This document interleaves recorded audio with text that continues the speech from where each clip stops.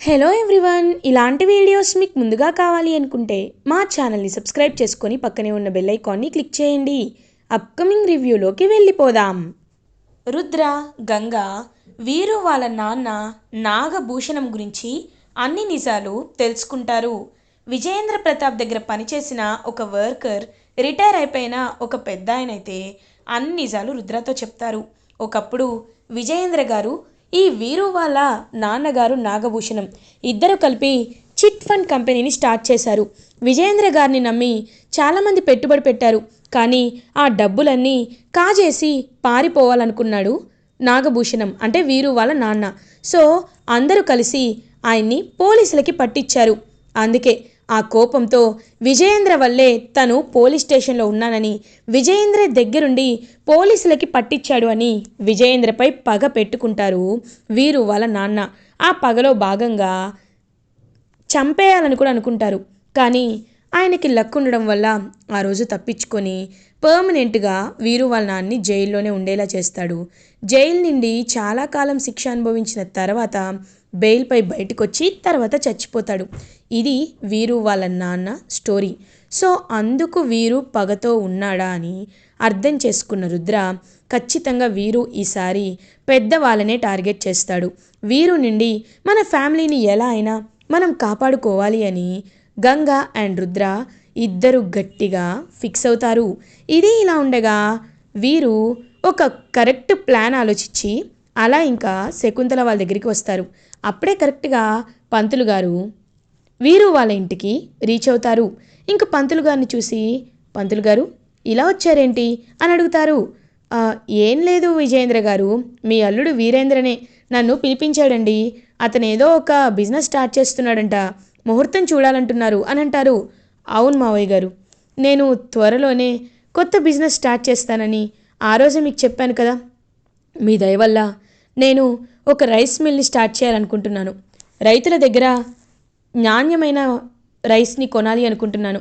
వాళ్ళకి లాభం వచ్చేలా ఎలాంటి మధ్యంతర బ్రోకర్స్ లేకుండా, ఈ మధ్య రైతులు చనిపోతూ ఉన్నారు కదా, వాళ్ళందరికీ న్యాయం చేయాలని ఈ నిర్ణయాన్ని తీసుకున్నాను. ఒక మధ్యతరగతి రైతు మన దగ్గర ఫ్రీగా ఎలాంటి ఛార్జెస్ లేకుండా రైస్ మిల్లో రైస్ ఇవ్వచ్చు అని అంటారు. ఒక్కసారిగా ఇంకా శకుంతలకి చాలా హ్యాపీగా అనిపిస్తుంది. అలా ఇంకా కావాలనే ఐస్ చేయడానికే ఈ ప్లాన్ వేస్తాడనమాట వీరు. కరెక్ట్గా అప్పుడే గంగా, రుద్ర ఇంటికి రీచ్ అవుతారు. వీరు చెప్పిన మాటలన్నీ వింటూ ఉంటారు. ఇంతకీ పేరేం పెట్టాలనుకుంటున్నావు వీరు అని అడుగుతారు శకుంతల. ఇంకెవరు పేరు పెడతాను అత్తయ్య, నాకు దైవం లాంటి వారు, మావయ్య గారి పేరే పెట్టాలి అనుకుంటున్నాను. ఎందుకంటే మావయ్య గారు లేకపోతే నేను ఈ స్థాయికి వచ్చేవాన్నే కాదు. కాబట్టి మావయ్య గారు విజయేంద్ర ప్రతాప్ రైస్ మిల్స్ అని పెట్టాలి అనుకుంటున్నాను. మావయ్య గారు మీరే శంకుస్థాపన చేయాలి, మీరే ఖచ్చితంగా రిబ్బన్ కట్ చేయాలి అని అంటారు. ఇంకా విజయేంద్ర ఏం మాట్లాడకుండా సైలెంట్గా ఉంటే, అయ్యో నీ ఫంక్షన్కి మేము ఎందుకు రాం వీరు అని అంటుంది శకుంతల. అందుకే మావయ్య గారి జాతకం ఒకసారి చూపిద్దామని. పంతులు గారు, మా మావయ్య గారి జాతకం ఎలా ఉంది అని అడుగుతారు. చూస్తున్నాను బాబు అని మొత్తం చూస్తూ, బాబు నిజం చెప్పాలంటే ఈ సంవత్సరం మీ మావయ్య గారికి విజయేంద్ర ప్రతాప్ గారికి అంతగా బాలేదనే చెప్పాలి. ఏడాది క్రితం ఎలా అయితే ఈ ఇంట్లో ఒక చావు జరిగిందో అప్పటిలాంటి గ్రహచారం సూచనే ఇప్పుడు కూడా కనిపిస్తోంది అని అంటారు పంతులు గారు. ఒక్కసారిగా శకుంతల షాక్లో ఉండిపోతుంది. అంటే భాను చనిపోయినప్పుడు ఎలా అయితే ప్లానెట్స్ ఉన్నాయో ఇప్పుడు కూడా అలాగే ఉన్నాయా, అంటే ఈసారి కూడా ఎవరైనా వెళ్ళిపోతారా, ఎవరైనా దూరం అవుతారా ఫ్యామిలీకి అని చెప్పి ఇంకా టెన్షన్తో గడగడ వణికిపోతూ ఉంటుంది శకుంతల. అప్పుడే ఇంకా కుప్ప కూలిపోతున్న శకుంతలని వచ్చి పట్టుకుంటుంది గంగా. ఇంకా ఫ్యామిలీ మెంబర్స్ అందరూ శకుంతల దగ్గరికి వచ్చేస్తారు. లేదు లేదు, అలా జరగకూడదు జరగకూడదు అని అంటుంది. పెద్దమ్మ మీరేం కంగారు పడకండి, అయినా పెదనాన్నకి ఏమీ కాదు, పెదనాన్న ప్రాణానికి నా ప్రాణం అడ్డేస్తాను, పెదనాన్నని ప్రాణంగా కాపాడుకుంటాను. పెదనాన్న దరికి ఎవ్వరు చేరాలి అన్నా ఆయన కాలు గోరు కూడా టచ్ చేయకుండా నేను కంచెనై ఆయనకి కాపుగా ఉంటాను. మీరేం కంగారు పడకండి పెద్దమ్మ, మీకు మాటిస్తున్నాను అని రుద్ర విజయేంద్ర సెక్యూరిటీని చూసుకుంటాను అని మాటిస్తారు. అదంతా చూస్తున్న వీరు, ఈసారి నీ పప్పులేం ఉడకవు రుద్ర బావా, ఎందుకంటే నా ప్లాన్ అంత పర్ఫెక్ట్గా ఉంటుంది అని మనసులో అనుకుంటాడు వీరు. ఇది ఇలా ఉండగా నెక్స్ట్ డే మార్నింగ్ అవుతుంది. ఇంకా అలా వీరు అయితే కొత్త ఫ్యాక్టరీని ఓపెన్ చేసి మరి ఈ ఫ్యాక్టరీకి ఓపెనింగ్ ఎవరు చేస్తారు అని ఆలోచిస్తూ మావయ్య గారు ఎలాగో రిబ్బన్ కట్ చేయకూడదన్నారు కదా, కాబట్టి శకుంతల అత్తయ్య గారు మీరే ఫ్యాక్టరీని ఓపెన్ చేయండి అని అంటారు. వీరు ఇప్పుడు నాతో ఎందుకు, ఇది నీ ఫ్యాక్టరీ కదా, నువ్వే ఓపెన్ చేయనంటారు. లేదు, మీరు నాకు అమ్మలాంటి వారు, మీరు ఓపెన్ చేస్తే అంత సక్సెస్సే అవుతుంది అని ఇంకా రైస్ మిల్ని శకుంతలతోనే రిబ్బన్ కట్ చేస్తాడు. ఇంకా దూరం నుండి గమనిస్తూ ఉంటారు గంగా అండ్ రుద్ర.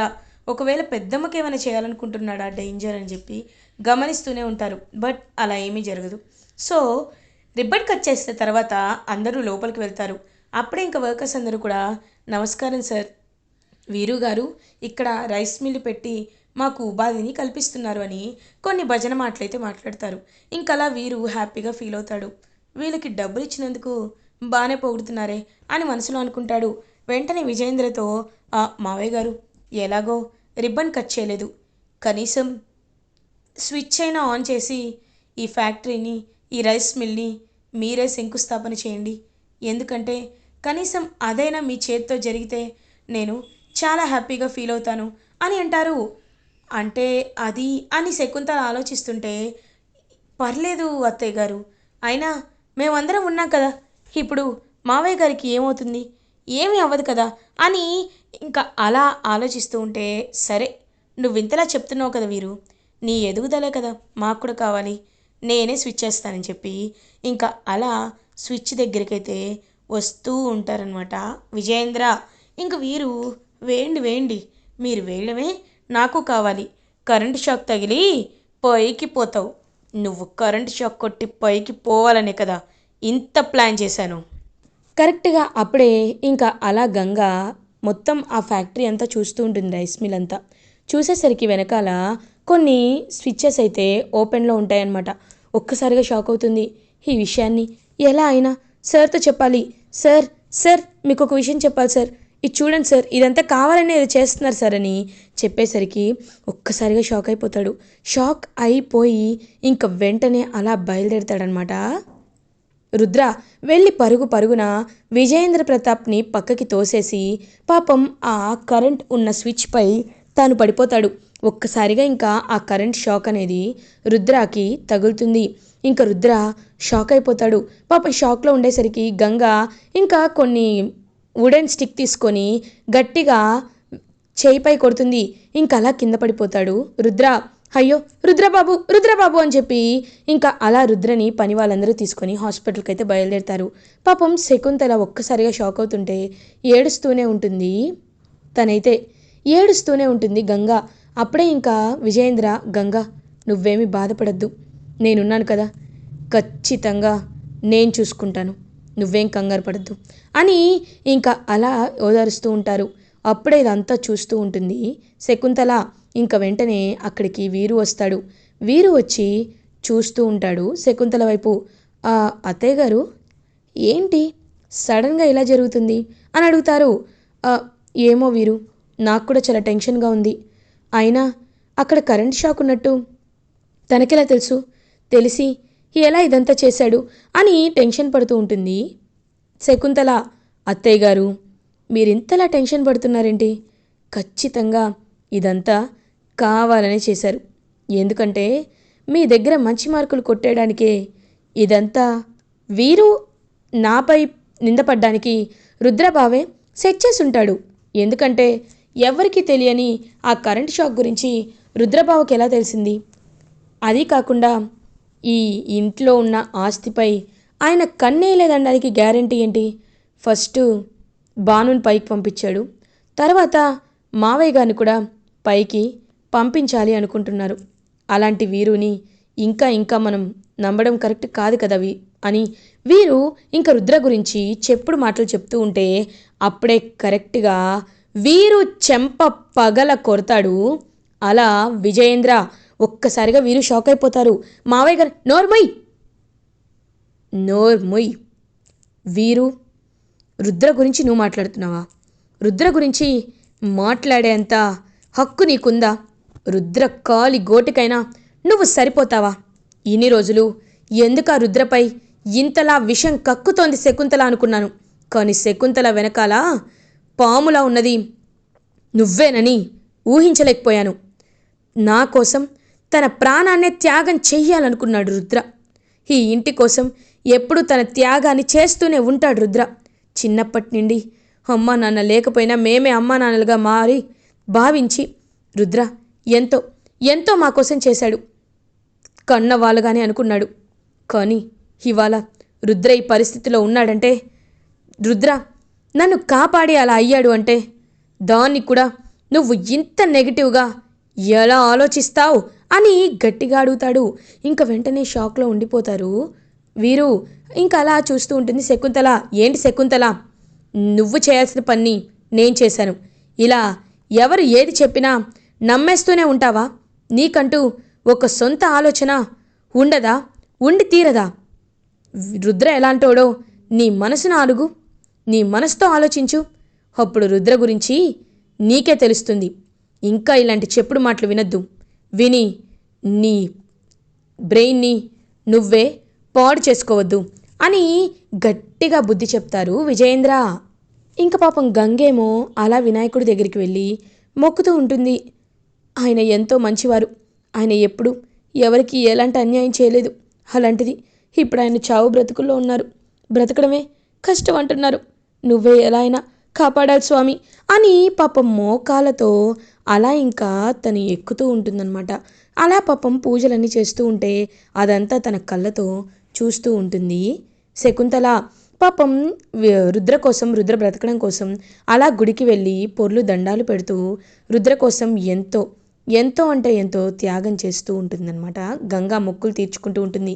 కరెక్ట్గా అప్పుడే రుద్రకి అలా ఊపిరి వస్తుంది. ఇంకా రుద్రకి ఎలాంటి ప్రమాదం లేదు అని డాక్టర్స్ చెప్పడంతో ఎంతో అంటే ఎంతో హ్యాపీగా ఫీల్ అవుతుంది గంగా. ఇంకా శకుంతల అండ్ విజయేంద్ర కూడా హ్యాపీగా ఫీల్ అవుతారు. వెంటనే శకుంతల రుద్ర దగ్గరికి వస్తుంది. వచ్చి, చూడు రుద్ర, నీ విషయంలో నేను చాలా పొరపాటుగా మాట్లాడాను. ఎప్పుడూ నిన్ను అవమానిస్తూనే ఉన్నాను. కానీ నువ్వు ఎంత మంచివాడివో, నువ్వు మీ పెదనాన్న కోసం నీ ప్రాణాన్నే త్యాగం చేయాలనుకుంటున్నావో నేను అర్థం చేసుకున్నాను. ఈ పెద్దమ్మని క్షమించు రుద్ర అని అంటారు. పెద్దమ్మ, ఇప్పటికైనా మీరు నన్ను అర్థం చేసుకున్నారు. నాకు అదే చాలు. నాకు అంతకుమించి ఏమీ అక్కర్లేదు అని పాపం అలా రుద్రని వాళ్ళ పెద్దమ్మ అర్థం చేసుకున్నందుకు ఎంతో హ్యాపీగా ఫీల్ అవుతాడు రుద్ర. అలా ఇంకా శకుంతల తన చెప్పుడు మాటలు ఇకపై వినదని, శకుంతల మైండ్ని విజయేంద్ర మ్యానిపులేట్ చేసేశారని, తను ఇంకా తన వైపు ఉండదు అని తెలుసుకొని జెలస్గా ఫీల్ అవుతాడు వీరు. ఇలా ఎపిసోడ్ ఎండ్ అవుతుంది. ఫర్దర్ ఎపిసోడ్ రివ్యూస్ ముందుగా మీకు కావాలి అనుకుంటే మా ఛానల్ని సబ్స్క్రైబ్ చేసుకోండి. Thanks for watching.